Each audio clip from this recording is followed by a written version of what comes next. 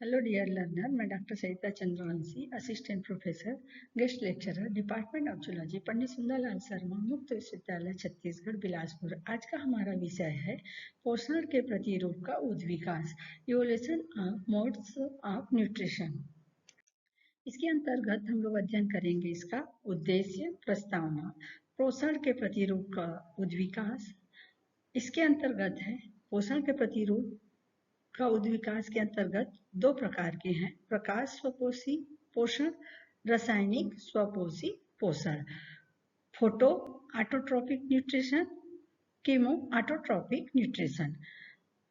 विषम पोषण या हेटरोट्रोपिक न्यूट्रिशन के अंतर्गत है परजीवी पोषण, parasites nutrition, saprophyte nutrition, holozoic nutrition, symbiotic nutrition, जैव विकास या biological evolution, chemo heterotrophs, aerobic eukaryotic का उद्विकास। ये किसके अंतर्गत है? हेटरोट्रॉपिक न्यूट्रिशन के अंतर्गत आता है। इसके उद्देश्य क्या है?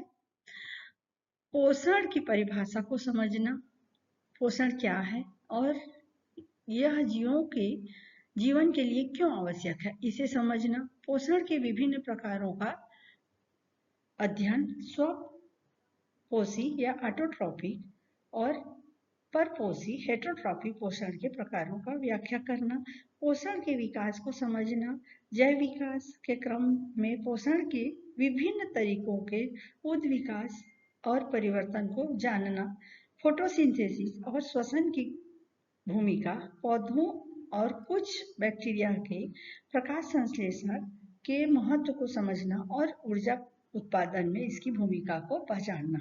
परपोषी पोषण के प्रकारों की व्याख्या, शाकाहारी, मांसाहारी, सर्वहारी, द्वितीयक और परजीवी पोषणों के प्रकारों को जानना।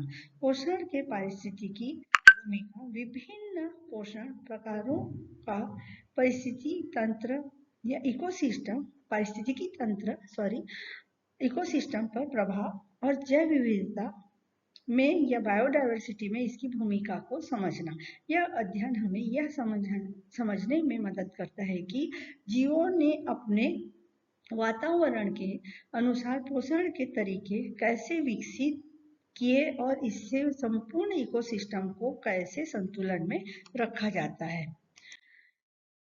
इसका प्रस्तावना या इंट्रोडक्शन है कि न्यूट्रिशन या पोषण सभी जीवों के लिए जीवन का एक आवश्यक हिस्सा है, जिससे ऊर्जा और वृद्धि के लिए आवश्यक पोषक तत्व प्राप्त होते हैं। जीवों में पोषण के तरीके उनके वातावरण, शरीर रचना और विकास की प्रक्रिया के अनुसार विकसित होते हैं। प्राकृतिक चयन या नेचुरल सिलेक्शन और अनुकूलन एडाप्टेशन के कारण विभिन्न जीवों ने अलग अलग प्रकार के पोषण पद्धतियों को अपनाया है। व्यापक रूप से पोषण के दो मुख्य प्रकार होते हैं। पहला है ऑटोट्रोपिक पोषण और हेटरोट्रोपिक पोषण। ऑटोट्रोपिक न्यूट्रिशन वे जीव जो स्वयं भोजन का निर्माण करते हैं, जैसे कि पौधे और कुछ बैक्टीरिया प्रकाश संश्लेषण या फोटोसिंथेसिस या कीमोसिंथेसिस द्वारा या रासायनिक संश्लेषण द्वारा ऊर्जा प्राप्त करते हैं।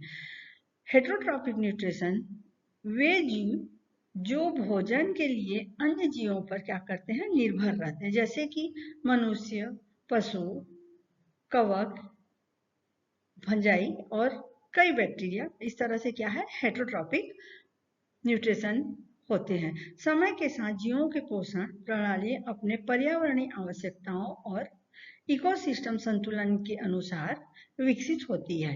इस विकास को समझने में हमें जैव विविधता या बायोडायवर्सिटी और इकोसिस्टम के क्रियाकलापों को बेहतर ढंग से समझने में सहायता मिलती है।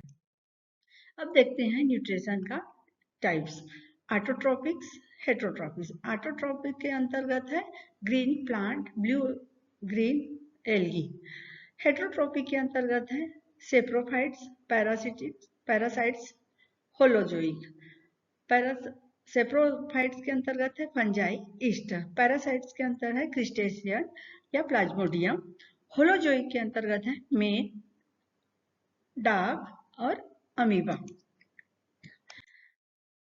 अब देखते हैं पोषण के प्रतिरूप का विकास, evolution of model of nutrition. जीवन की उत्पत्ति के साथ ही जीवों के पोषण प्राप्त करने के विभिन्न तरीके विकसित हुए हैं। प्रारंभिक पृथ्वी के वातावरण, अमोनिया, मीथेन, हाइड्रोजन, जल वाष्प आदि और ऊर्जा स्रोत, यूवी किरण, बिजली, ज्वालामुखी ऊर्जा ने सरल कार्बनिक अणुओं के निर्माण में सहायता की। इन्हीं से पोषण के विभिन्न प्रतिरूपों का क्रमिक विकास हुआ। पोषण के उद्विकास का क्रम या सीक्वेंस किस तरह है वो देखते हैं। प्रारंभिक विषम पोषी एनरोबिक हेटेरोट्रॉप्स, रासायनिक स्वपोषी कीमो ऑटोट्रॉप्स, प्रकाश संश्लेषण स्वपोषी फोटो ऑटोट्रॉप्स, एनरोबिक जीवों की विकास, सहजीवी, परजीवी एवं मिश्रित पोषण। छठवां है जटिल बहुकोषी जीवों में उन्नत पोषण। इस तरह से आप देखते हैं प्रारंभिक विषम पोषण क्या चीज है, प्रिमिटिव हेटेरोट्रॉपिक न्यूट्रिशन क्या चीज है। सबसे पहले बने जीव विषम पोषी है, जैसे हेटेरोट्रॉप्स थे। वे जीव वातावरण में उपस्थित कार्बनिक पदार्थों को सीधे ग्रहण करते थे। इन्हें प्रथम जीव या फर्स्ट लाइफ फॉर्म माना जाता है। ये ऊर्जा के लिए फॉर्मेशन या का उपयोग करते हैं। विशेषताएं इसका क्या क्या है, सरल, एनरोबिक, ऊर्जा प्राप्ति कम, भोजन बाहरी स्रोत से प्राप्त। जैसे कि डायग्राम से पता चल रहा है क्या है, heterotrophic are organism who are unable to produce the food and therefore must food from the external source। जैसे कि एक्सटर्नल सोर्स, हेटेरोट्रॉपिक मतलब दूसरे चीज से प्राप्त करना। एग्जाम्पल है bacteria, protozoan, amoeba, fungi, animals. अब देखते हैं हेटेरोट्रॉपिक्स के प्रकार, जो हम इसके पहले चर्चा किए थे कि सेप्रोफाइटिक न्यूट्रिशन क्या क्या है। यह है मशरूम। पैरासाइट्स न्यूट्रिशन क्या है, foods on the inside a living host. Holozoic nutrition क्या है, organic food materials, amoeba. Saprophyte symbiotic nutrition कौन से, two organism live together, rhizobium इसका उदाहरण है। इस तरह से देखते हैं स्व पोषण का उद्विकास कैसे हुआ या ओरिजिन ऑफ ऑटोट्रॉपिक न्यूट्रिशन कैसे हुआ। जब वातावरण में कार्बनिक पदार्थ कम होने लगे तब जीवों ने स्वयं भोजन बनाने की क्षमता विकसित की। ऑटोट्रॉपिक न्यूट्रिशन सूर्य के प्रकाश से क्या ले रहा है, लीफ एनर्जी ले रहा है। Water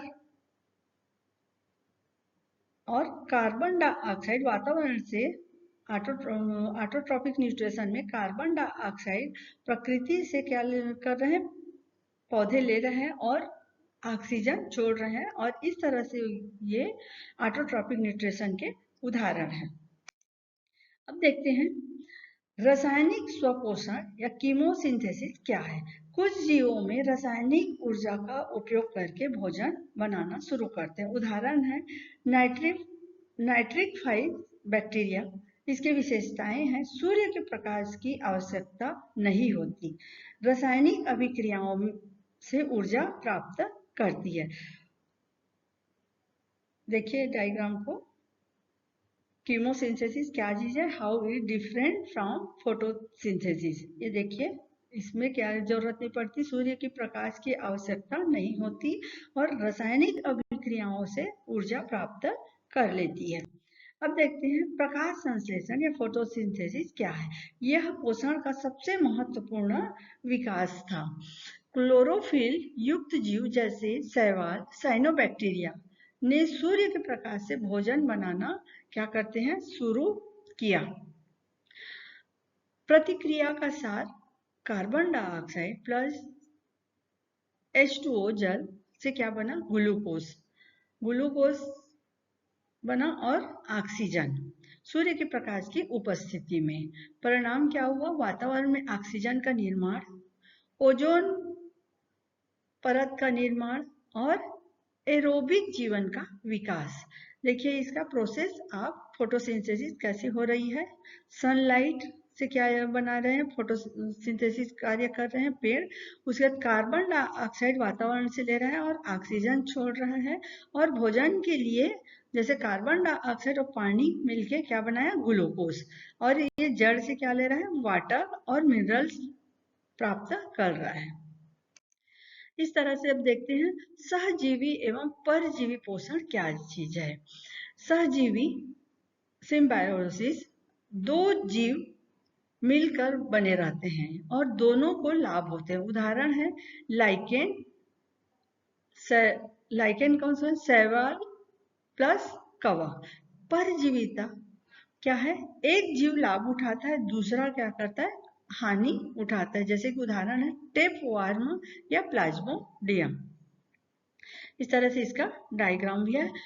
pathogenic parasites, immuno system, genotype. उसके बाद है पैथोजेनिक पैरासाइट, क्या हुआ? कंपटीशन हुआ, माइक्रोबिट्स हुआ, फिर age, food, social interaction, antibiotics. अब देखते हैं मिश्रित या मिक्सोट्रॉपिक न्यूट्रिशन क्या है। मिश्रित पोषण वह पोषण विधि है जिसमें कोई जीव स्वपोषी और विषम पोषी, ऑटोट्रॉपिक और हेटेरोट्रॉपिक दोनों प्रकार से भोजन प्राप्त करता है। इस ऐसे जीवों को मिक्सोट्रॉप कहा जाता है। इसका परिभाषा है जब कोई जीव परिस्थितियों के अनुसार कभी स्वयं भोजन बनाता है और कभी बाहरी स्रोत से भोजन ग्रहण करता है, तो इसे मिश्रित पोषण कहते हैं। इसका प्रमुख उदाहरण है यूग्लिना। यह सबसे प्रसिद्ध उदाहरण है। इसमें क्लोरोप्लास्ट होता है। ऐसे जीव है ये यूग्लिना जिसमें जीव है लेकिन क्लोरोप्लास्ट होता है, जिससे यह प्रकाश संश्लेषण द्वारा क्या बनाता है? भोजन बनाता है। और अंधेरे में यह कार्बनिक पदार्थ का अवशोषण भी करता है। इस तरह से मिश्रित पोषण या मिक्सोट्रॉप का सबसे महत्वपूर्ण उदाहरण है। ये एग्जाम में भी पूछा जाता है कि यूग्लिना कौन से न्यूट्रिशन करता है, तो वो कौन से न्यूट्रिशन करता है? मिश्रित पोषण या मिक्सोट्रॉपिक न्यूट्रिशन का उदाहरण है ये। यानी प्रकाश में स्वपोषी और अंधेरे में विषमपोषी होती है। अब देखते हैं मिक्सोट्रॉपिक का ये डायग्राम। देखिए डायग्राम से भी पता चल रहा है कि फोटोट्रॉप्स और फेगोट्रॉप्स। इस तरह से देखिए carbon from photosynthesis, nutrition from environment, weaker predator interaction, weaker temperature sensitive.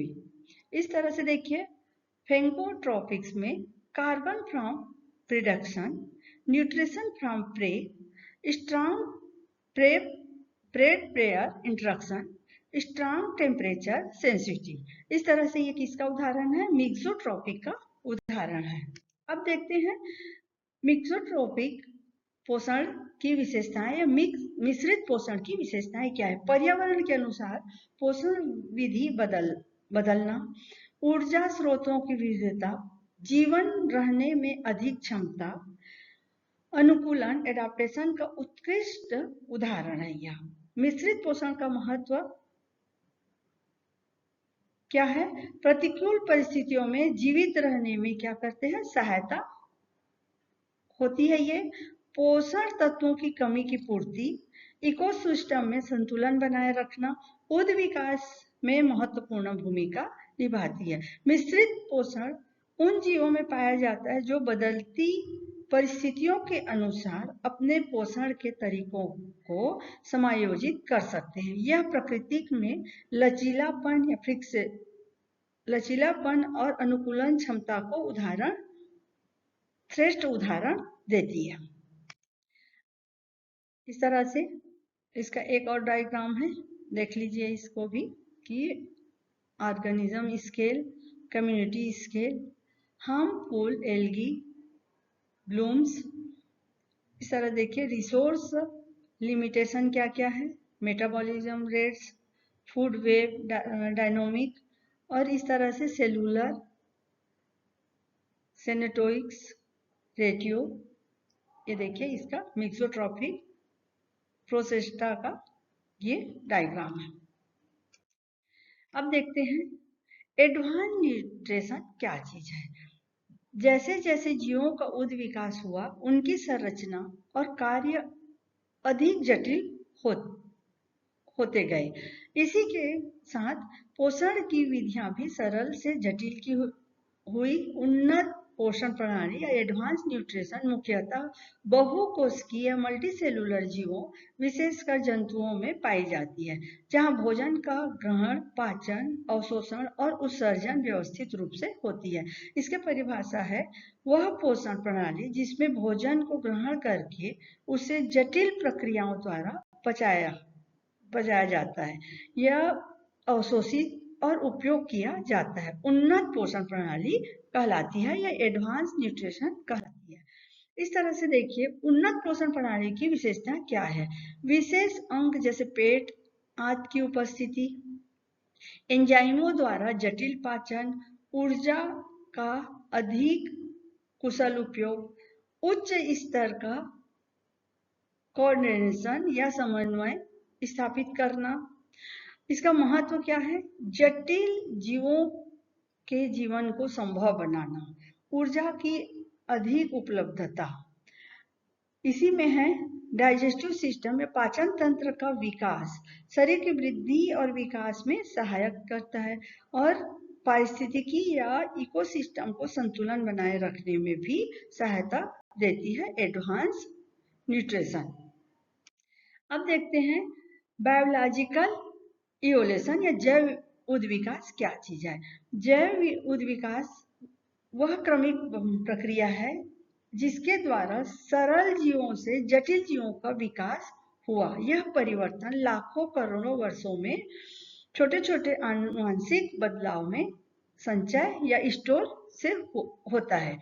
इसका प्रमुख बिंदु कौन कौन से है, प्राकृतिक चयन, अनुकूलन, विविधता और उत्परिवर्तन। जैसे नेचुरल सिलेक्शन हुआ, एडाप्टेशन हुआ, वेरिएशन हुआ और म्यूटेशन हुआ, उत्परिवर्तन।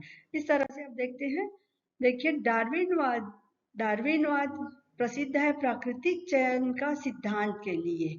इसी तरह देखिए हुंड डी व्रीज ने उत्परिवर्तन का सिद्धांत दिया। महान वैज्ञानिक चार्ल्स डार्विन, जिन्होंने खोजा था कि इंसान का पूर्वज कैसा था। अब देखिए आज का इतिहास क्या है, बंदर के इंसान बनने की कहानी। ये किसने दिया था, डार्विनवाद ने प्राकृतिक चयन का सिद्धांत दिया था। नहीं, लेमार्कवाद ने विकास का भी सिद्धांत दिया। हुंगो डी व्रीज उत्परिवर्तन का सिद्धांत दिया। इस तरह से ये क्या है, जैव विकास की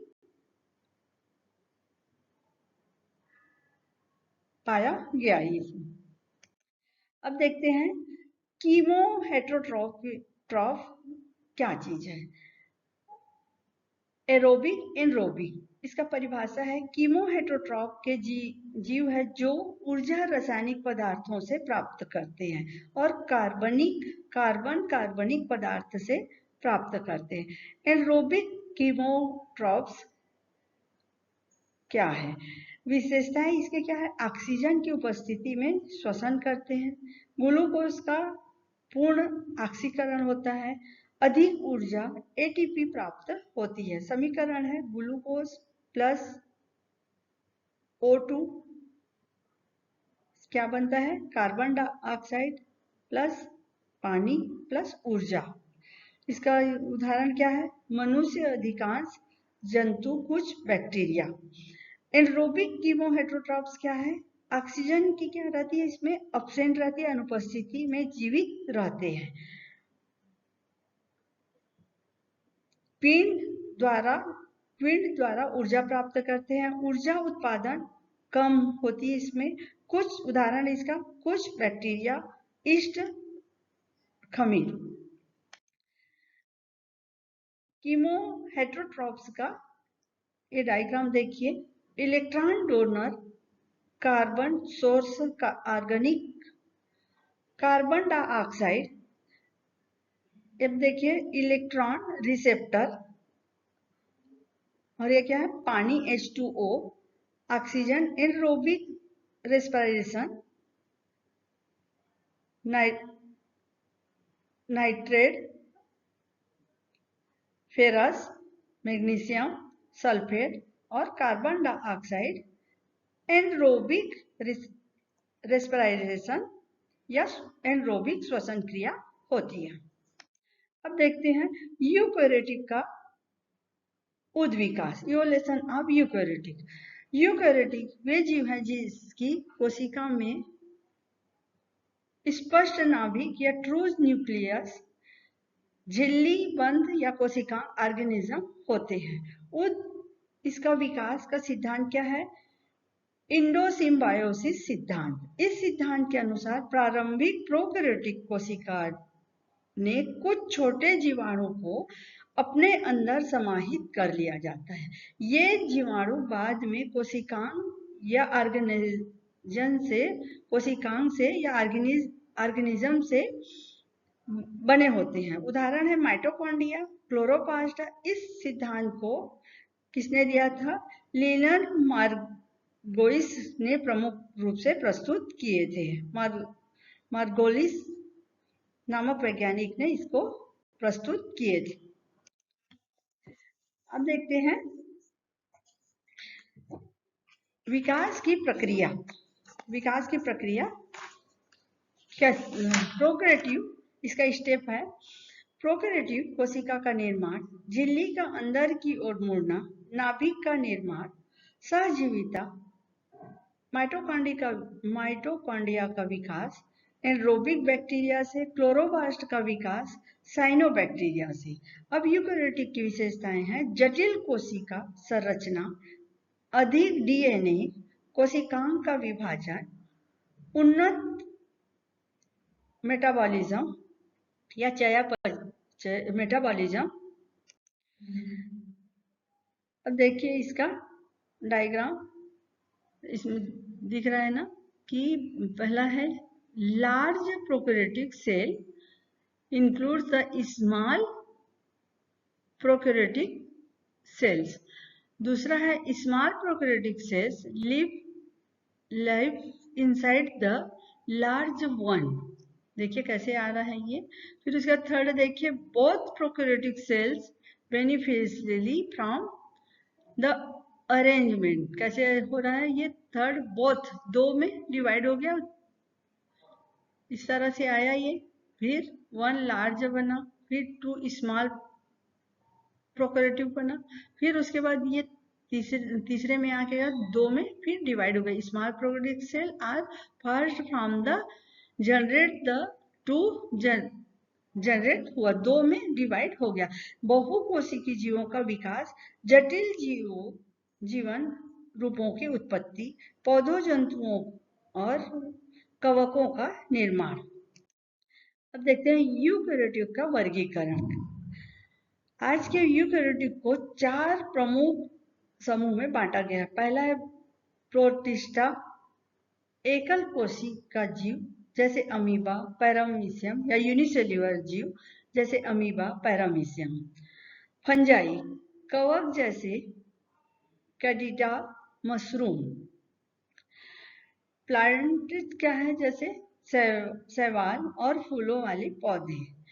एनिमिलिया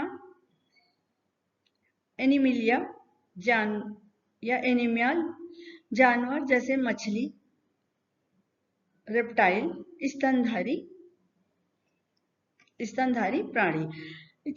यूकैरियोटिक का विकास पृथ्वी के जीवन के इतिहास में एक महत्वपूर्ण कदम था। इंडोसिम्बोबायोसिस और कोशिका संरचना में बदलाव के कारण ही जटिल जीवन विकसित हो सका। इसी कारण पौधे, जानवर और अन्य जीव विकसित हुए जिन्होंने पृथ्वी पर विविधता या बायोडायवर्सिटी को जन्म दिया। यूकेरियोटिक का विकास कैसे हुआ, ये डायग्राम देख लीजिए आप लोग। Eukaryotic cell, nucleus, chloroplast, mitochondria. उसके बाद सबसे पहले क्या हुआ, प्रोकैरियोटिक सेल, फिर उसके बाद सेकंड हुआ जीनोम्स, थर्ड में आया माइटोकॉन्ड्रिया, उसके बाद प्लाज्मा मेम्ब्रेन, क्लोरोप्लास्ट, और ये दिया है ये न्यूक्लियस। उसके बाद देखिए चौथा में है माइटोकॉन्ड्रिया, न्यूक्लियस, क्लोरोप्लास्ट और यूकेरियोटिक सेल। इस तरह से यूकेरियोटिक का इवोल्यूशन हुआ या यूकेरियोटिक का विकास इस तरह से हुआ। इस बुक से, इसका ग्रंथ सूची रेफरेंस इस बुक से लिया गया है, आप लोग देख भी सकते हैं। इमेज इसका ऑनलाइन लिया गया है, देख लीजिए आप लोग, इस साइड से इमेज लिया गया है। धन्यवाद लर्नर, आज का हमारा विषय यहीं पे समाप्त होता है।